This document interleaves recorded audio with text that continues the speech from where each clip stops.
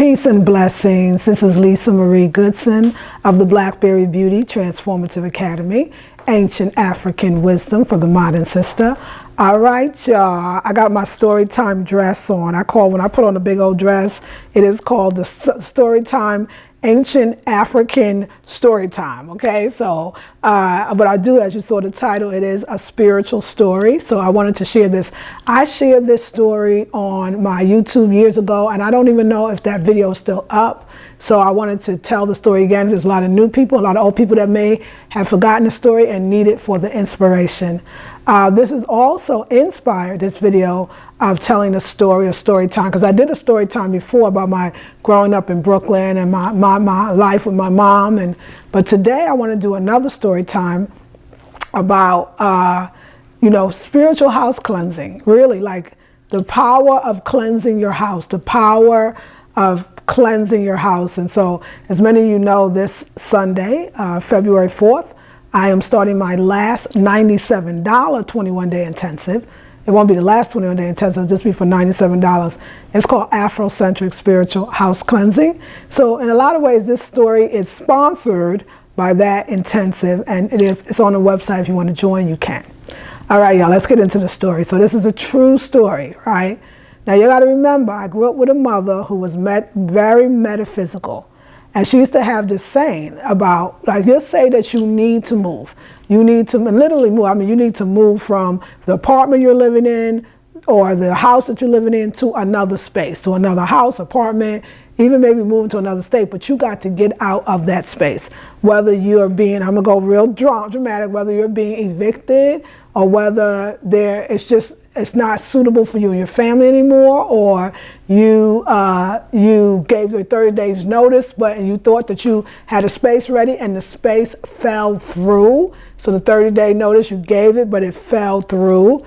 Like, any of those things could be a reason for you to unfortunately, have to move, right? So many reasons why you have to move. So let me tell you in my case. So I was living in an apartment in Oakland, California, and I had thought that my daughter's father and I at that point had broken up. And I decided to, you're going through a lot, you're not sure which way to go. My daughter was under 5 years old, and I decided that the best thing to do to get my head together was to go back home. So home to me is Brooklyn, New York. So I took my daughter and we went to New York, and we wound up staying not for 1 month, not for 2 months, but for 3 months. And so I kind of was feeling being home, right? My family, people loved me, so much support. I was staying with my mom, even though my mom at that time, my mom was still living in the projects, but I still wanted to be home. So what I did when I left my apartment, because I had no way to pay for that apartment and be out of it for 3 months, I subleased it to a sister that was we were both in the same theater courses. So we took theater together, and we took courses. There's a beautiful Filipino sister. If you're watching this, Alma, this is for you.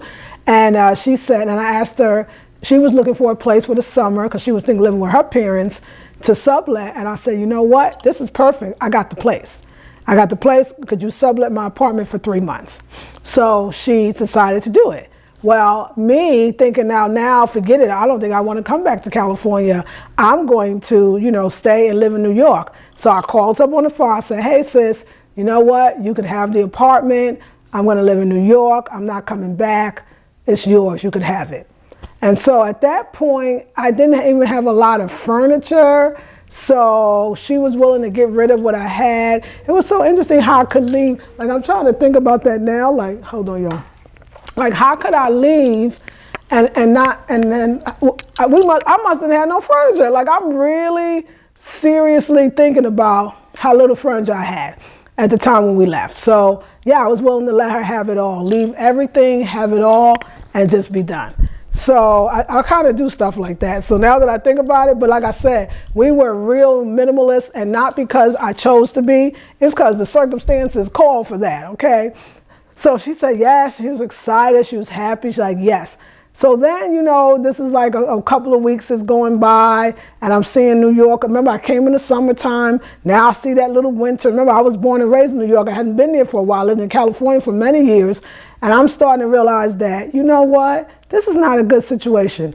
It's about to get cold. Do I want my daughter to go to New York City schools? At that point, I didn't really want that. I've had my own experience in New York City schools. Didn't want her to have that, to grow up in New York. She's a Californian girl, even though she's under 5. I just thought to myself, I got to commute. I got to take her to daycare. Like, when I thought it out, it just didn't make sense. It just, plus her father would have a fit. He was not down for that. It was just not good. So last minute, I decided to go back to California. I could tell my family, no, I'm not going to stay. And it's like, okay, do what you need to do. Go back to California. And I have nowhere to go because I gave up my apartment. I didn't have any family in California. Only person I knew there was my daughter's father.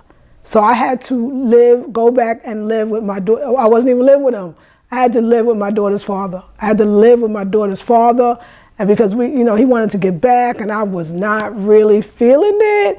And I stayed there for, I don't know, maybe 3 to 4 weeks. And it was not a good situation for me, because one thing about moving, and this is something on a spiritual level, y'all. One thing about moving is when you leave a place and go to another one. My mother always told me about this. A lot of times when you want to break a bond or break a connection that needs to be broken, when you want to break a situation or even a feeling, right? Something is stagnant where you are or not good. It's you're stagnant. You don't feel good. You got to cross water, my mother said. So going from West Coast to the East Coast in the plane, we crossed some water. And that crossing of water breaks that bond.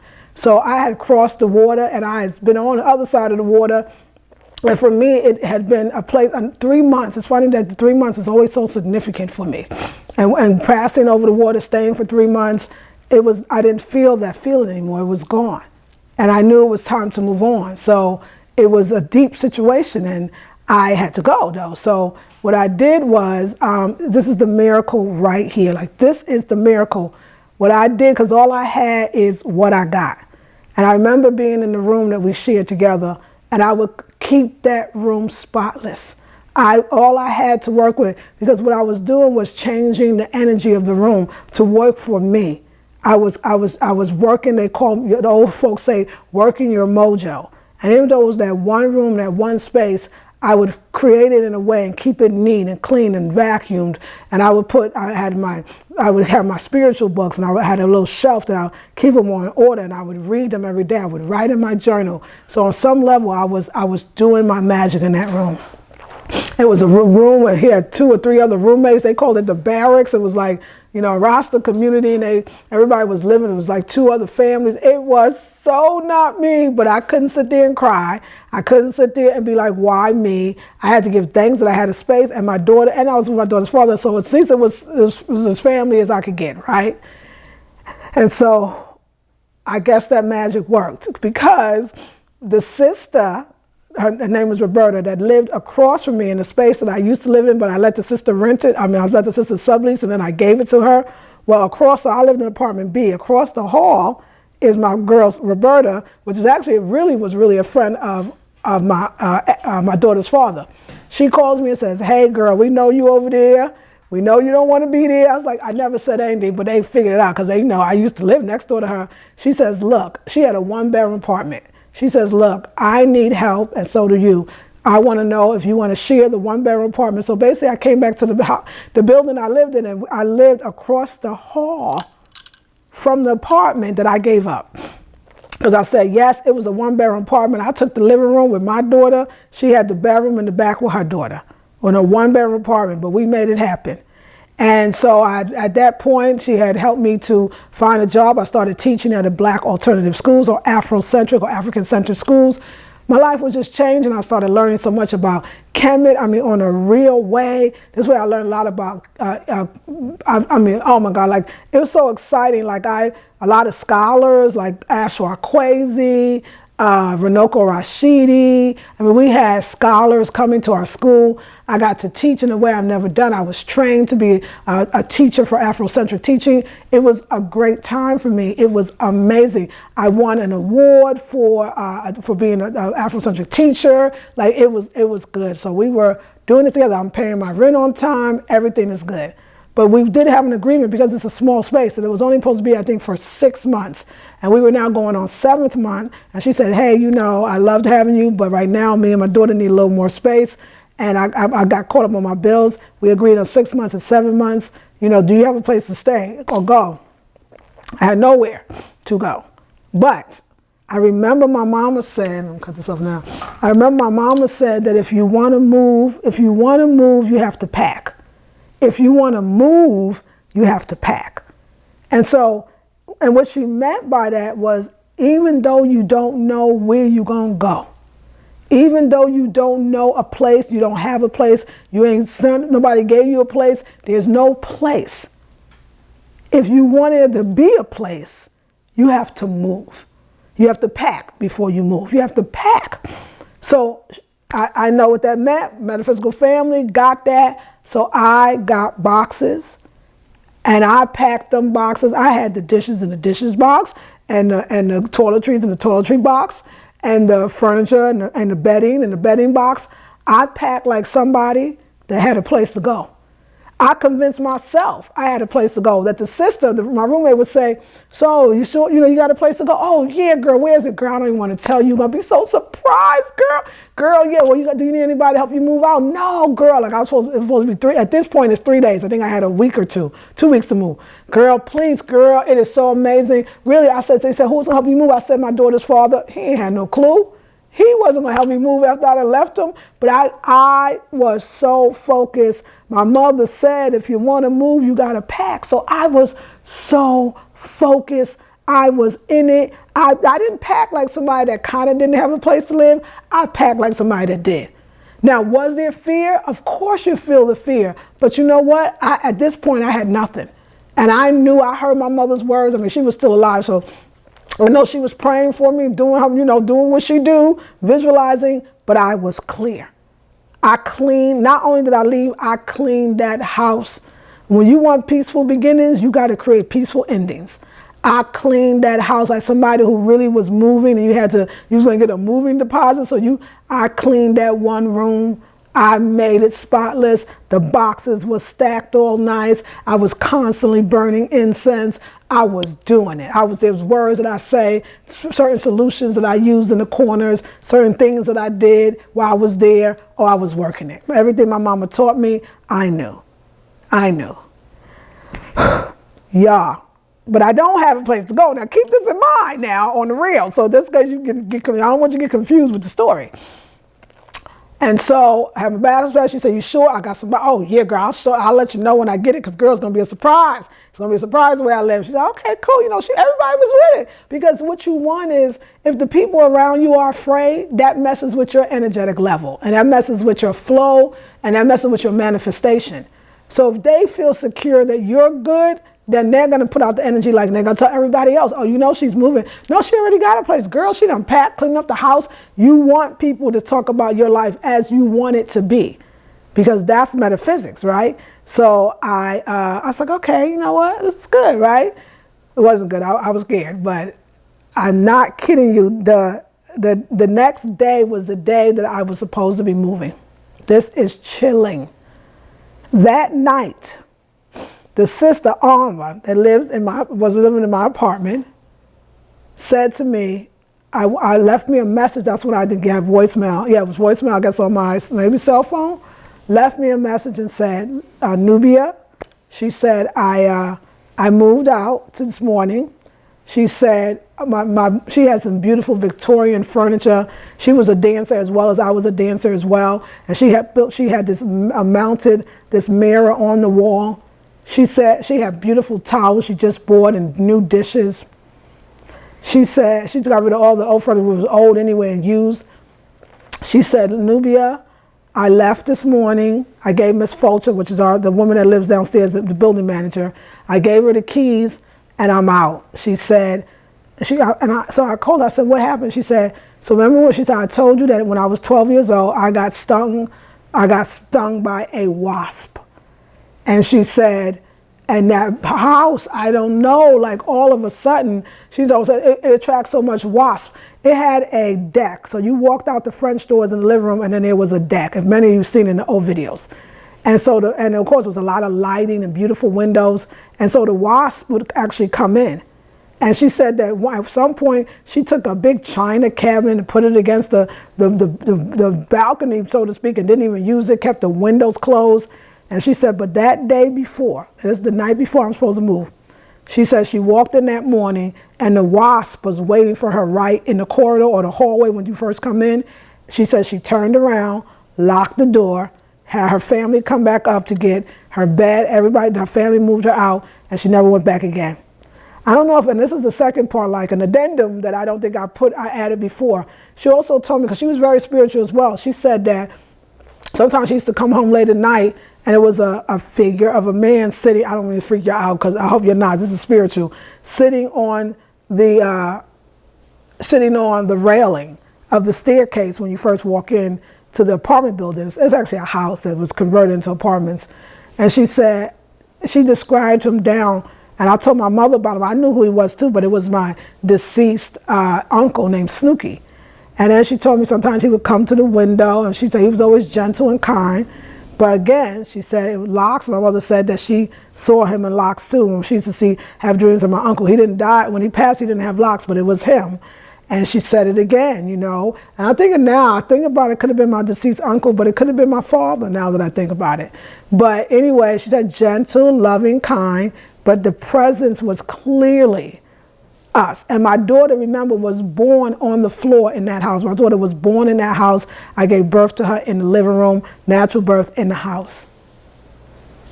But more than that, and people ask me a lot, like, were you like, while you was next door 6, 7 months, were you like wishing you had your place back? I said, no, I wasn't. I was thankful for her. I was happy for her. I was not wishing. But all I asked for was the perfect place for me and my daughter. That's all I asked for, was the perfect place. And the next day, so she called, she says, I called Miss Fulcher. I said, Miss Fulcher, she know I'm living with Roberta. I said, Miss Fulcher, can I have my apartment back? She said, you certainly can. And I kid you not, I opened up my neighbor's, Roberta's door, had the key to my apartment again. I opened up the door. It had the new furniture, the mirror, all these beautiful towels and dishes. And I opened the door and I literally slid the boxes across the hall, had a carpet, it was a short distance, into my new apartment. You know what, y'all wait, because when I tell the story, I mean, it makes me cry too.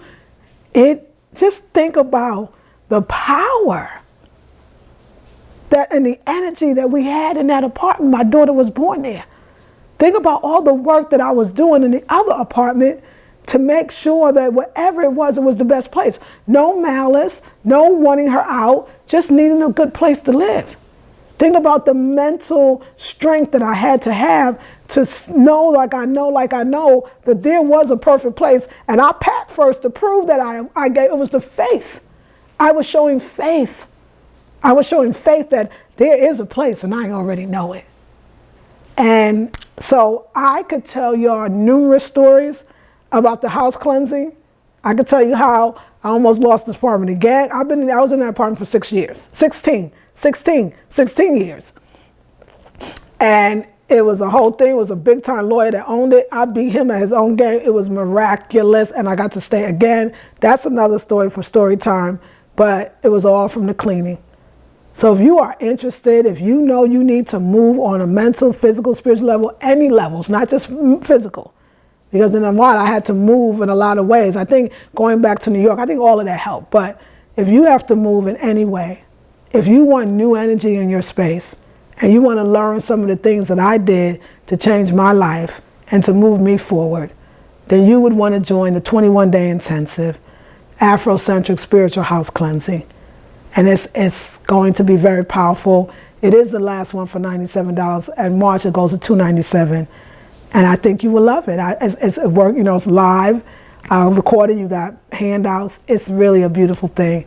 You can go to the website now. Again, it's called Afrocentric Spiritual House Cleansing 21-day intensive. Make sure you get that one. And I just want to say I love you. I love you. I thank you. I thank whoever suggested that we do this. I love these kind of things, and I want to give you a positive story.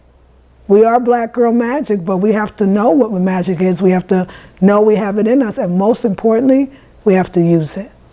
This is Lisa Marie Goodson of the Blackberry Beauty Transformative Academy. Ancient African wisdom for the modern sister. Peace and blessings.